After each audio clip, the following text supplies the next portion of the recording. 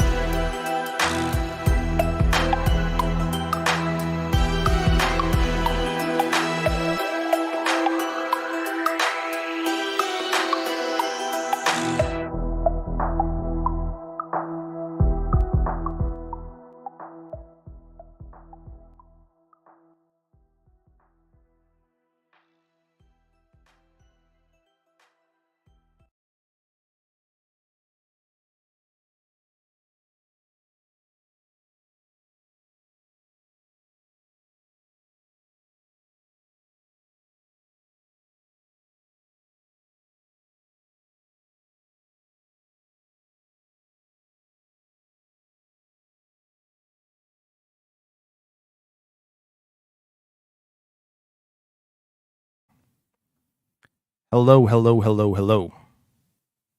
Can you guys hear me? We are having some technical difficulties at the moment. Okay. I think I'm live now. Fingers crossed, I hope. Can you guys hear me? If there's anyone on the channel right now, post a live chat and let me know if you can hear my voice. My microphone is misbehaving at the moment.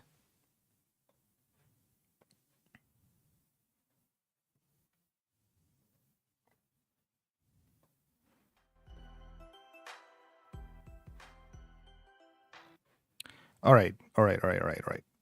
So anyway, looks like it looks like it might be working. Let's test the live chat. Test the live chat.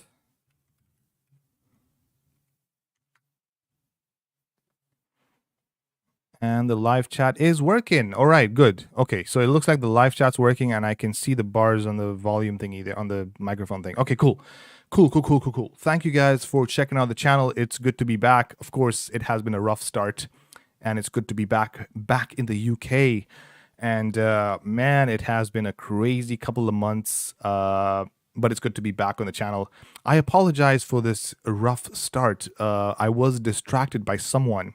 I was having a conversation with that person from 10 in the morning and just got on a call and we were just talking. And this person didn't even let me finish and get ready for the show today because there's so much to talk about. There's so much to share. And instead of prepping and getting ready for the show, I was having a conversation with this person. I'm not going to say who. But anyway, it's good to be back, guys. Thank you so much for checking out the channel. So today we're going to be talking about a couple of things, which is my trip back to Kenya and the couple of things that have happened to me while I was there. Of course, you've clicked on the thumbnail because you've seen I was talking about the hit and run with the motorbike dude. So I'll share that story with you guys.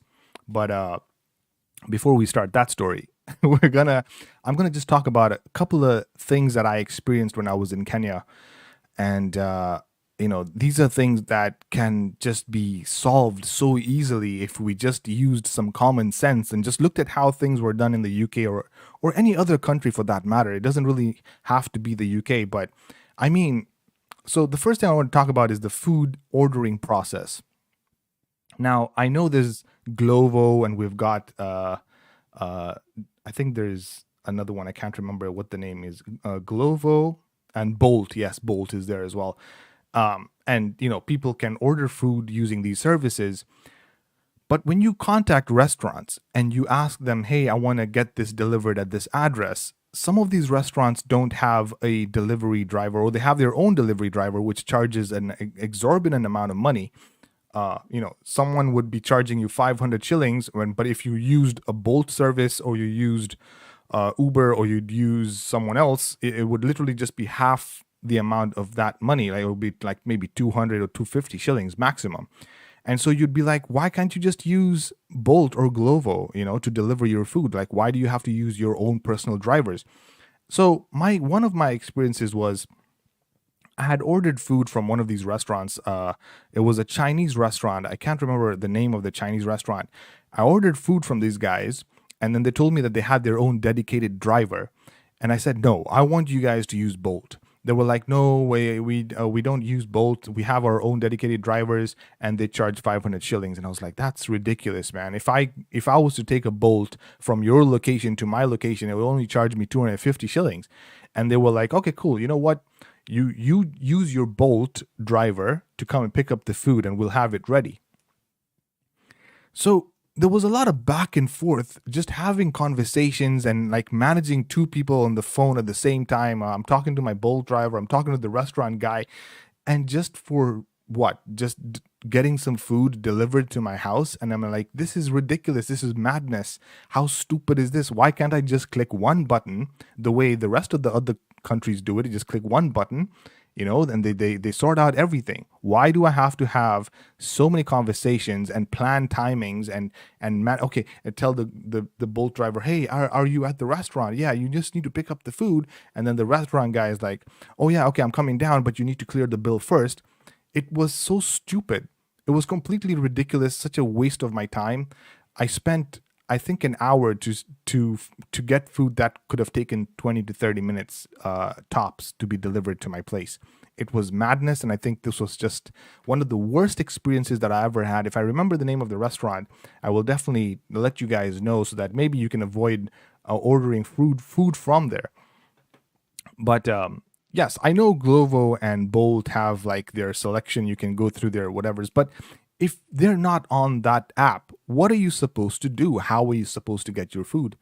So I think this is something that I feel there's an untapped market. If anyone's getting into Kenya and wants to start a business, I think this could be a good viable option of trying to make some kind of app or website or something for these businesses that are not hooked to Uber, Bolt, and all these other delivery services, because maybe they don't want to pay their fees.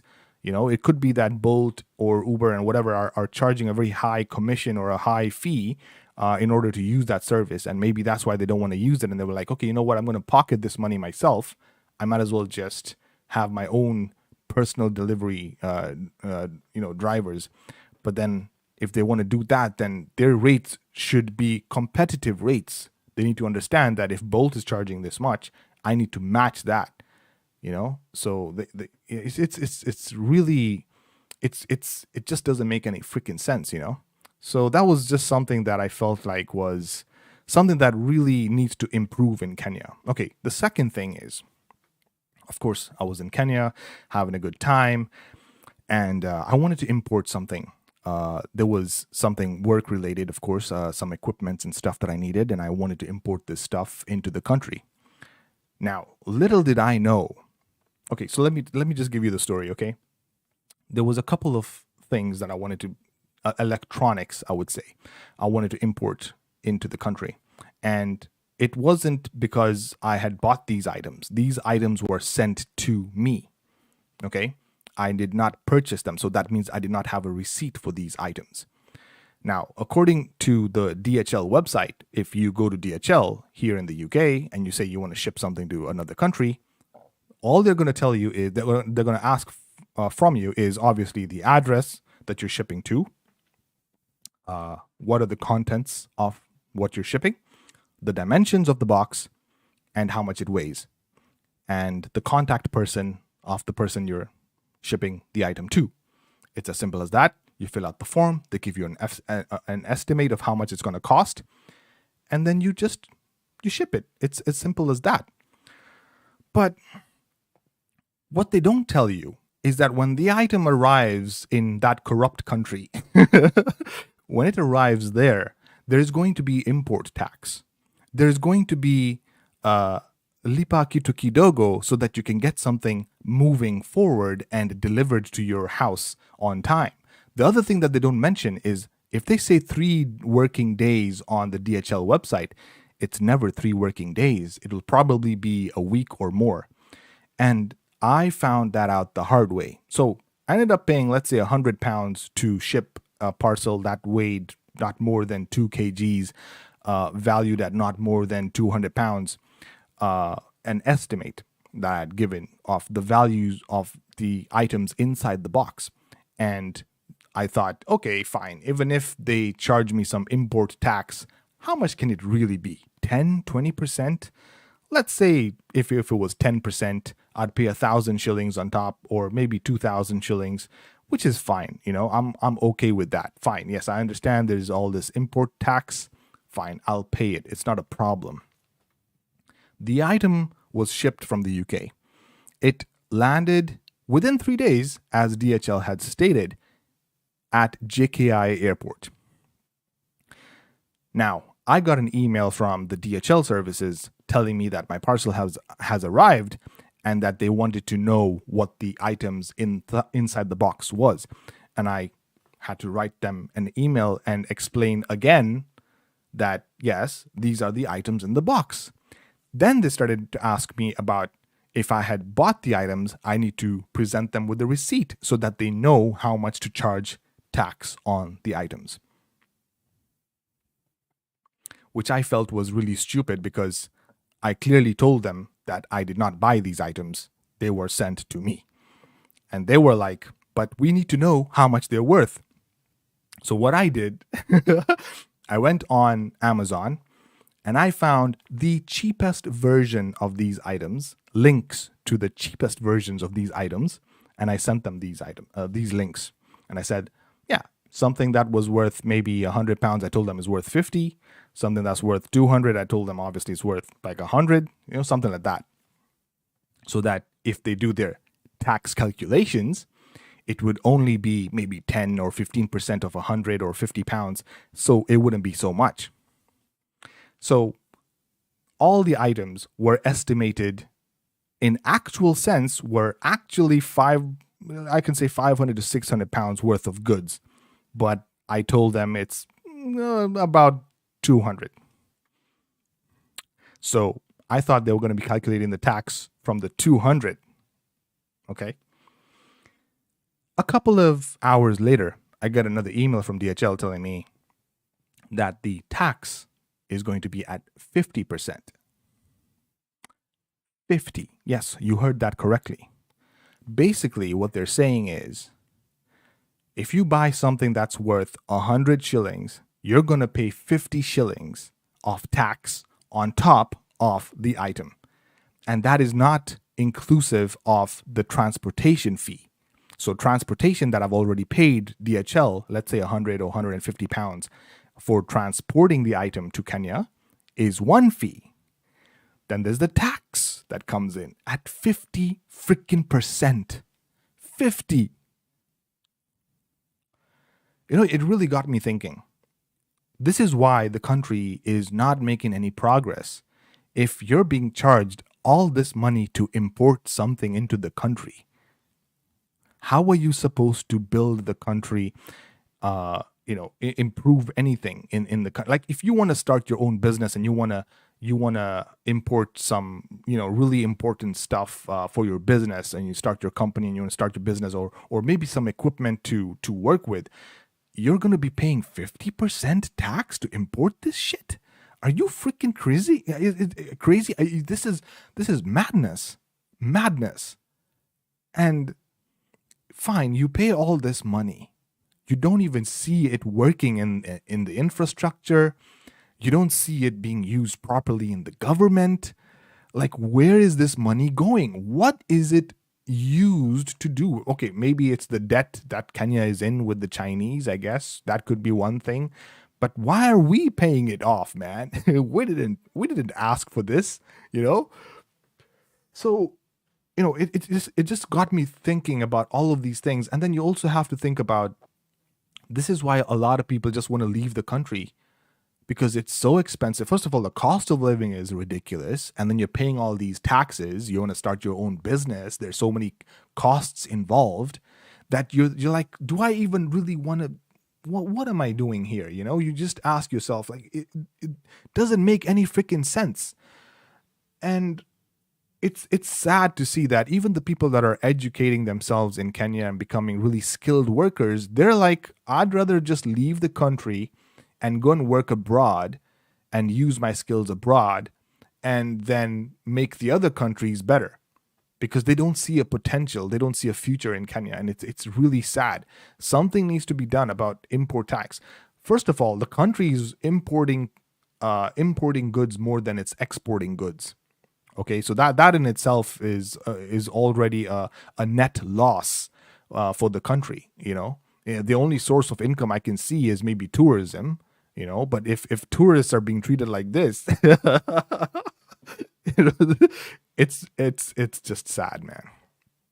All right, the third thing I wanted to talk about was the traffic police. Obviously, everyone knows this. I think if you're living in Kenya, you already know traffic police. And the minute I mention traffic police, you're like, I know where this conversation is going. Yeah, you know where it is going. And I got stopped twice. I got stopped twice for using the wrong lane. My question to the traffic police officers is, where's the lane? There is no lane. There is no pavement. We don't know where the road starts. We don't know where it ends. I literally told the police officer, like, she just she just came and sat into my car like she owns me. She came and just sat into my car like she's got all the rights. And she was like, Kenyan roads are very clean. It's like, which part of Kenya are you living in, man? Because I'm driving around and all I see is dust, stones, potholes. So which part of the country are you living in again?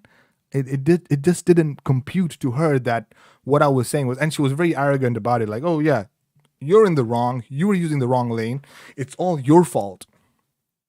And it's just one of those things that you feel like, what can I really say to this person?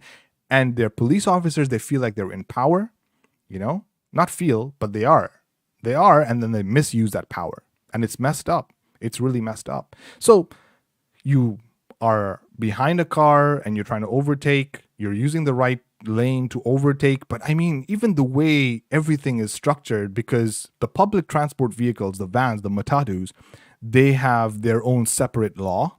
Then we have the motorbikes that have their own separate law.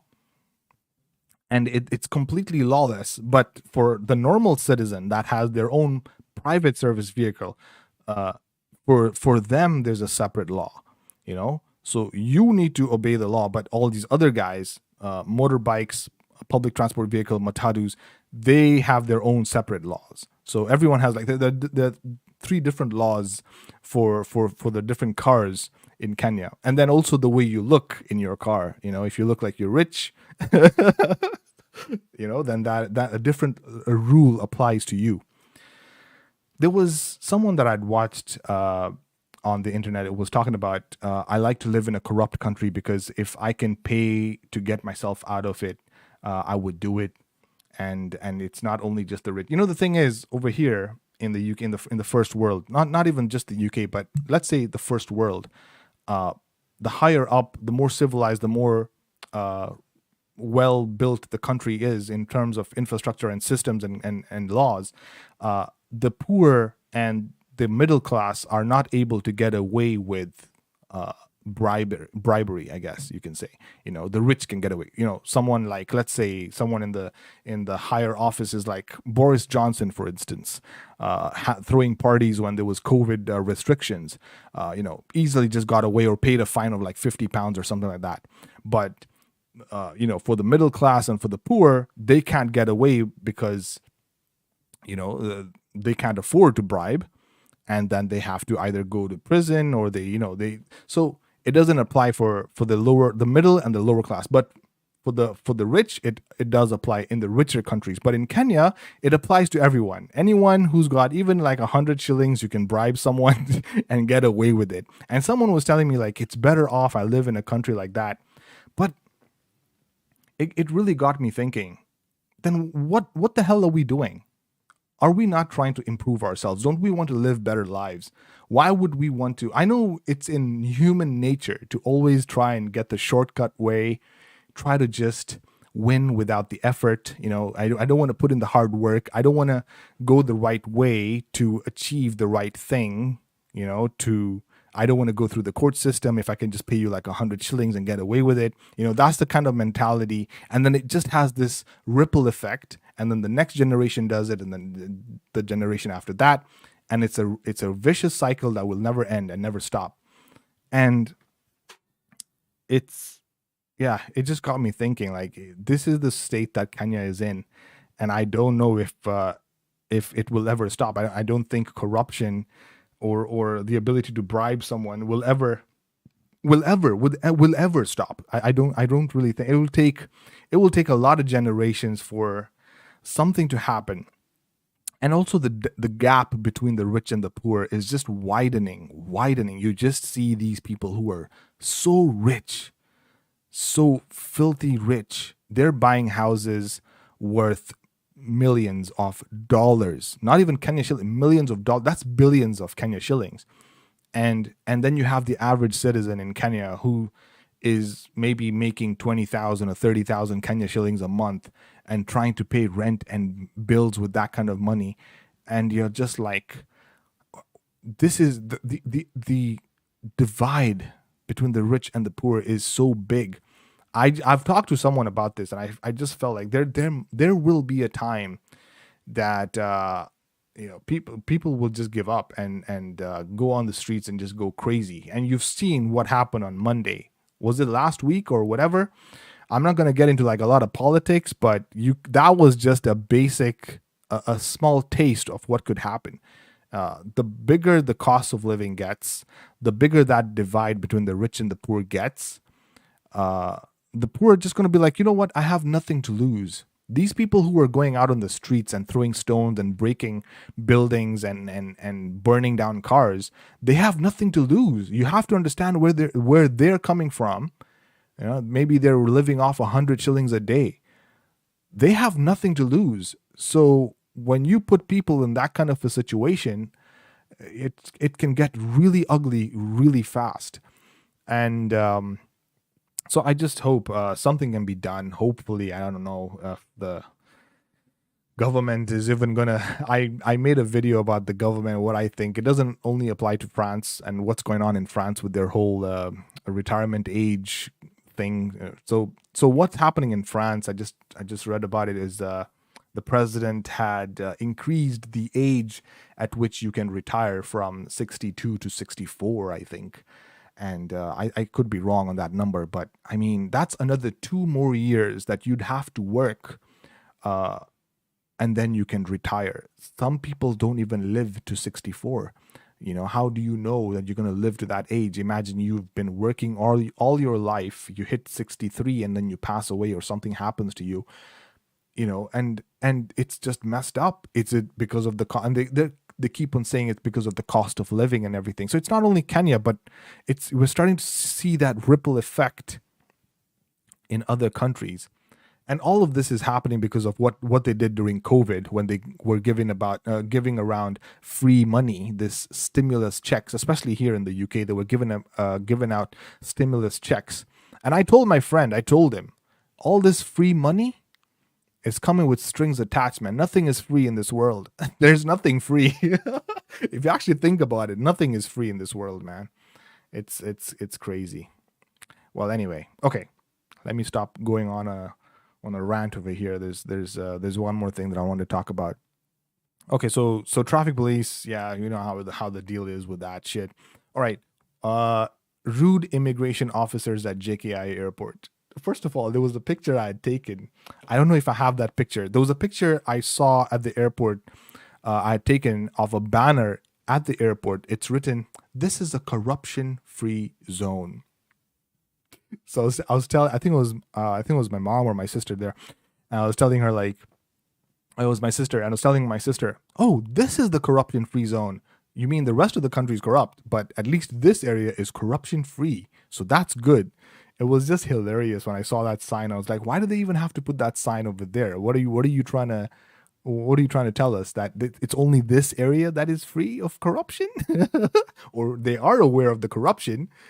Man, it's just madness. Anyway, when I landed in Kenya, you live in the UK, you get accustomed to people being polite, and you get accustomed to the cushy lifestyle over here. And then you land in Kenya. You land over there, and then you realize it's going to get real. It's going to get real. So I landed and I got off the plane. At least now I can say JKIA has improved. They're not dropping us off on the runway anymore. They're actually connecting that thing that goes on the plane so that you can, the boarding thing. I don't know what the name of that thing is. It connects to the entrance of the plane, so you don't have to be dropped off on the runway. You get it connects to the plane to the gate. Basically, that's what it is. I can't remember what the name is. Like a bridge or something. It's a bridge. Now, let's just call it a bridge. It connects the plane to the gate, and you can get off the plane, and you don't have to be on the road. So that's a good improvement. Now, I get off the freaking plane. I walk to the gate. First of all, the whole COVID checks. Oh, Sab, what are you saying? Sorry, a late last minute unplanned meeting. It's fine. It's absolutely okay. I was just talking about some, you'll rewind back and see the other stupid, crazy stuff that I've talked about. I was talking about when I landed at JKIA and how crazy it got. What have I talked about? I've talked about so many things already, man. I've talked about the poor food ordering processes. I've talked about the DHL taxes that you have to pay when you import something. I've talked about the traffic police. I haven't talked about the main hit and run story yet. I was saving that for last. Obviously, that's on the thumbnail, so I'll save that for last. So back to the story of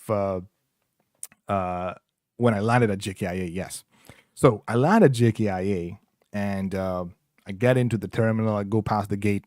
Now, first of all these checks for the COVID vaccination checks, I'm not even lying to you. Wait, hold on. What are you saying? The DHL should be my most given that I know the background. Yes, of course you know the background, man. It's, oh my God. Oh, the DHL story. I didn't get into like a lot of details, but yeah, it's just remember this. They charge you 50% import tax.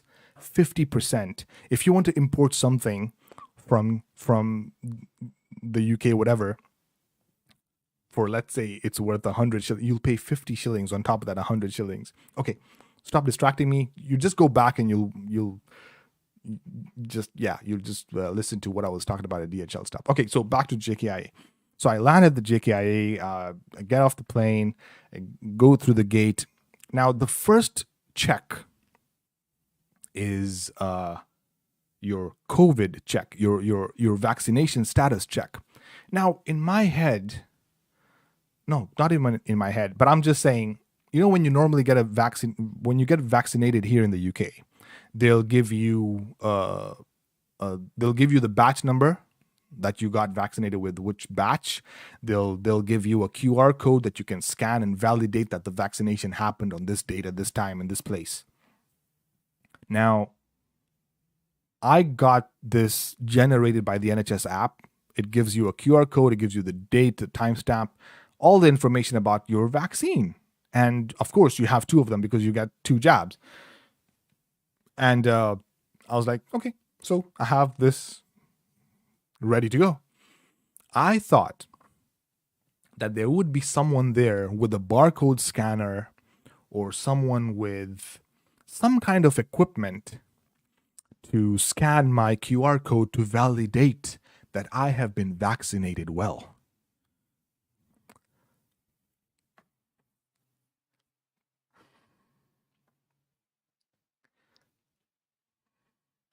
When I got to the entrance, there was an old fat woman sitting there on the chair in a booth, and we just did this. We just did like that. We just like showed her the screen. She didn't even read shit. She just looked at the thing and she said, yeah, it's good. She didn't even look at the second barcode. She didn't even like scan anything. She didn't even have a computer, man. She was just sitting there in a booth, and it just got me thinking. Like, I should have just made one from like Paint. I should have just opened Paint, copy pasted the QR code, put my name under it, maybe put over there that I have received a malaria dose. I've received some other vaccination from some other disease. I should have just given her and shown her that. And she would have just, there was no like actual check. And she looked like she just hated her job. She looked so miserable, so miserable. And I felt sorry for her, but at the same time, I was like, we're not even, no one's doing any like formal checks or anything like that. Nothing. All right. So I passed that, walk for like, I don't know, 10, 15 minutes because it's like a huge terminal now. And you get to the main passport checking service. It's okay. Now, obviously, in the passport section, there are, I think there are two lines. There's two lines for Kenyan passports, and then there's one line for international passports. If you don't have a Kenyan passport, then you stand in that line. So I stood in the international passport because I had my UK passport on. I stood in the international passport one, and there were a couple of people, or actually there was just one line in the Kenyan passport line, passport side. So we've got two lines. Okay. Now there are 3 or 4 booths over there, and out of those 4, we've only got one person manning the booth. And I'm standing there in the line with the rest of the other people, me and the Muzungus. We're standing in line. We're just waiting for someone to, come to the booth and attend to us. And some officer lady just comes out from the back.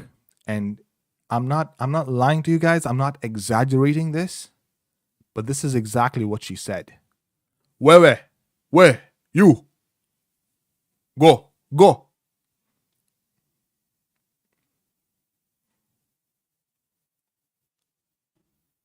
This is a human being that has gone to school, that has educated herself, that has parents, I hope, or at some point had parents, and has communicated with other human beings. But she came out of nowhere and just said, "Where, you, go." And I just felt like this was so freaking rude. I have never, I think when that happened, it just snapped and I was like, oh shit, yeah, wait, shit. Oh, I'm in Kenya. Fuck. So I just, it brought me back to reality. Like, oh, wait. Yes. Come on, man. Wake up, man. You're back to reality. This is how it is done here, man. And that was it. That's all she said. And we were supposed to now, from those hand gestures and grunts and shunts, we were supposed to decipher that we were actually in the wrong line, and that all people, regardless of your passport, was supposed to form one line because there was only one person in the booth. So that was my experience. Now you stand in the line there. So we all formed one line now, and we're just seeing one officer now. You get to the officer. They don't even tell you, hey, look into the camera, scan your fingerprints, nothing. You give your passport and they'll just be like this. You're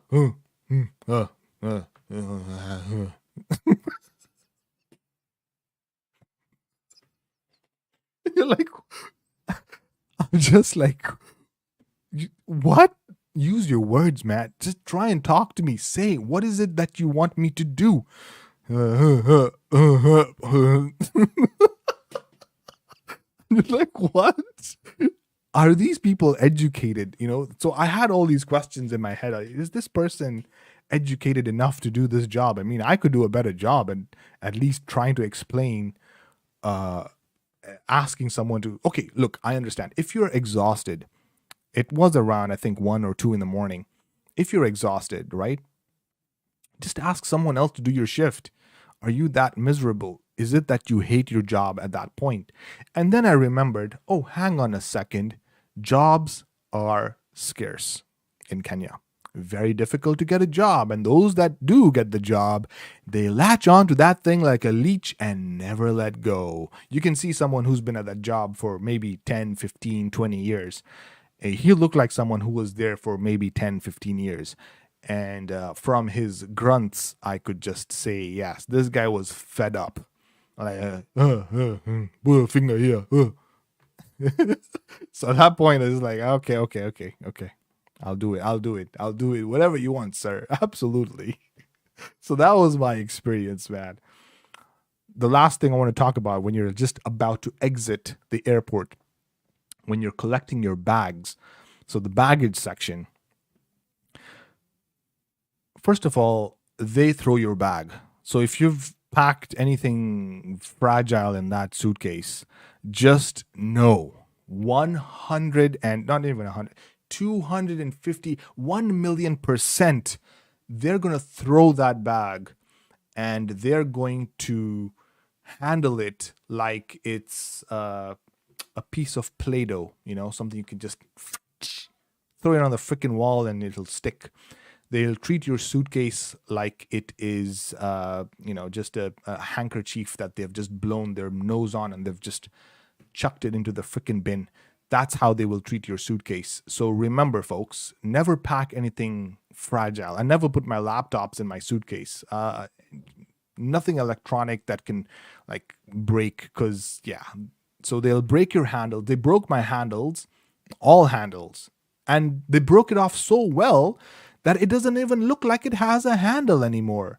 They completely ripped it off so cleanly that you can't even, when you look at the suitcase, you're like, there used to be a handle here, So the handles are going to go, and that's 100%. And then what they do is when they suspect that you've brought something that they need to check, which is 9 times out of 10, they will mark that suitcase with chalk, wax or wax crayon or a chalk or something, and they will I understand you're doing your job, like you're trying to be, you're checking, people are bringing in legit stuff, but I mean, why would you mark, my suitcase is clean, it's new, and then you go ahead and take a dirty chalk that you've stuck up your butt and you've gone and marked my suitcase? Why would you do that? Why? Why can't you just put my suitcase in a different pile, maybe? That would be a nice idea, just put it in a different pile and then say, okay, these are the ones that we have to open and check. But why are we opening and checking if your scanning x-ray stuff doesn't work? Then whose fault is that? But anyway, I'm not going to ask questions, man. Okay, the last story of the day. that was my experience. And that's my experience when I've just landed into the country. So, there's a lot of, sometimes maybe some people tell me you're just complaining because you want to complain and you're too spoiled. But I don't know, man. I just feel like some of these things you just, anyway. Now, on to the main story. So it was a couple of weeks later, after I landed in Kenya, I decided to take my car out for a drive. Little did I know that this was a death trap. Well, the car in itself is already old, I understand that, but I mean, I do my due diligence to make sure that when I'm on the streets, I act like as if I am the only sober driver and everyone else around me is a drunk driver. I just treat it like that because anything can happen, man. I have driven on a road in Kenya where a car has come head on towards me and flashed lights in the opposite direction. It's a one-way street, but he comes down facing me and he flashes the lights at me and telling me to move out of the way, like I'm in the wrong.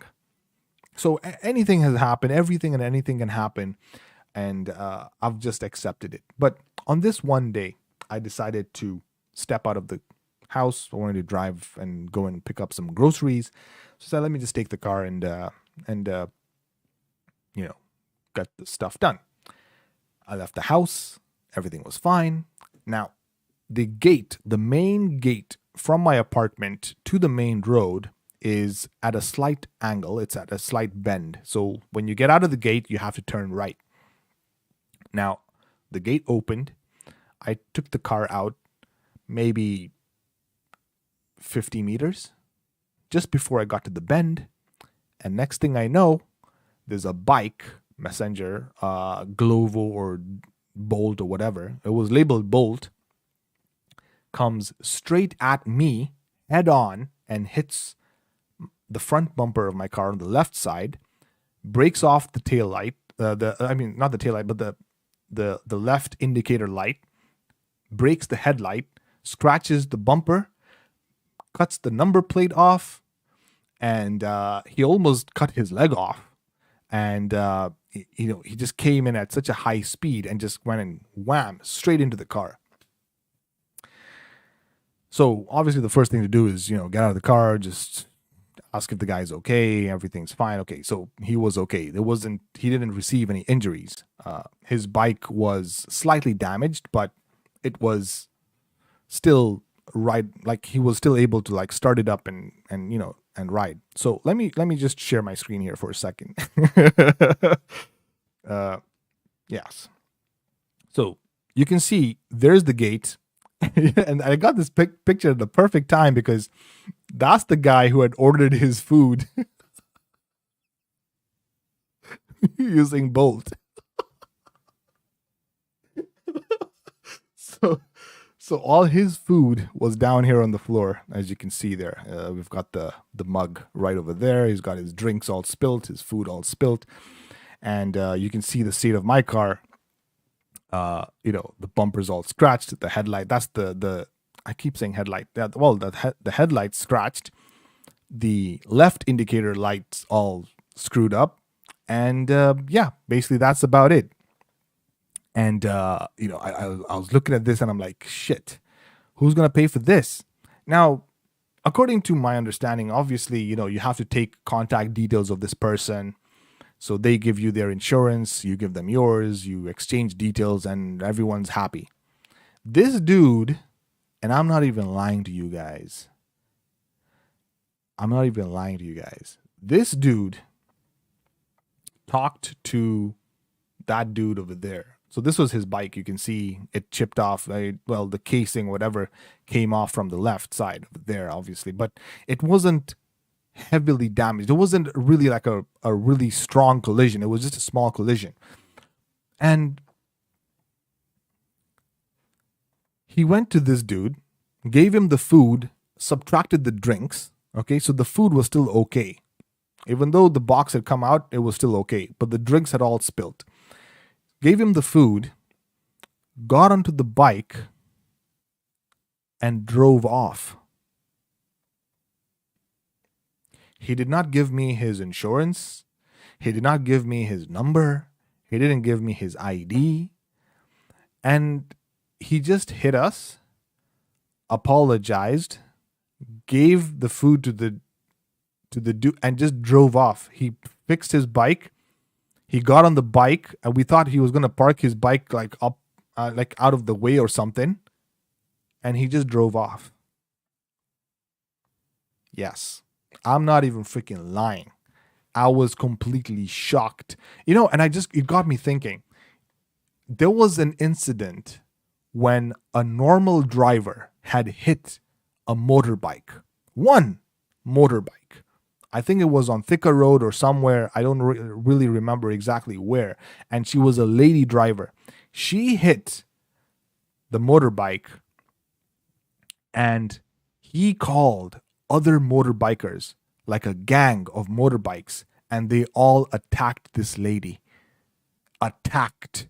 And from what I can remember, I think kind of stripped her or something in the car. I am not lying. This is exactly what's happening in the country. There is no law for motorbikes. There is no law, and did not have his insurance. The only thing I could get was his number plate. So fine, we took some pictures. What I did at that point, the only thing I could do at that point was go up to this dude and ask him, hey man, this person that you ordered food from, what service did you use? We found out it wasn't even Bolt. It was Glovo. So it was a Glovo driver. And thank goodness he was able to use the app to get his phone number. And so I'm going to share that phone number with you guys. It's actually on the thumbnail. And let me just see if I can get this picture. 1 second. Hold on, guys.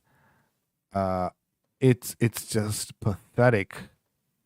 Just pathetic. So that's the dude. Ronald is his name.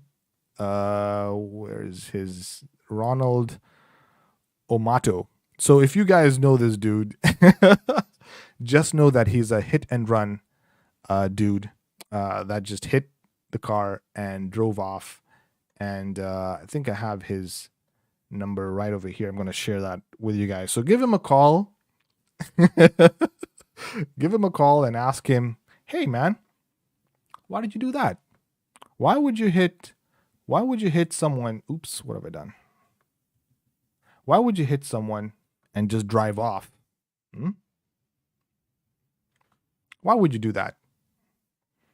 Like, it doesn't make any sense. There's no freaking law. It's completely lawless. The country is there's no law for bike riders. That's all I can say. And this was one of the most traumatizing experience. Obviously, now I went to the insurance company and I talked to them and I told them, look, this is a hit and run. This guy just came and hit my car, and this is the only information that I have. And then the insurance company make it so complicated to get your money back. Oh, we need you to go and go to the mechanic and get a quote, and we need the insurance, and we need the ID, and we need all this information. And I'm like, we pay you yearly on time. Why can't you just, this is a legit claim. Why are you overcomplicating something so simple? It's just so sad. So anyway, up till today, it is still in the process of waiting for the insurance company to pay us for the damages that have happened. And that's basically it, man. That's my experience. It's just crazy. It's just crazy. Anyway, guys, I think that's about it. There's nothing else that I wanted to talk about. It was just a couple of things. The next session I want to talk about is what's happening over here in the UK. I read this article about these female guards that are sleeping around with the inmates in prison. And I was completely shocked when I heard this story, and I was like, I gotta talk about this, man. So I think I'll probably try and do it tomorrow.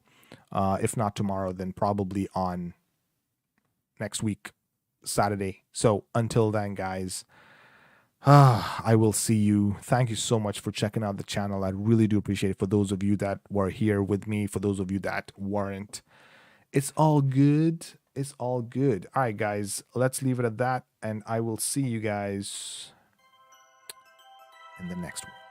Chill Out Records.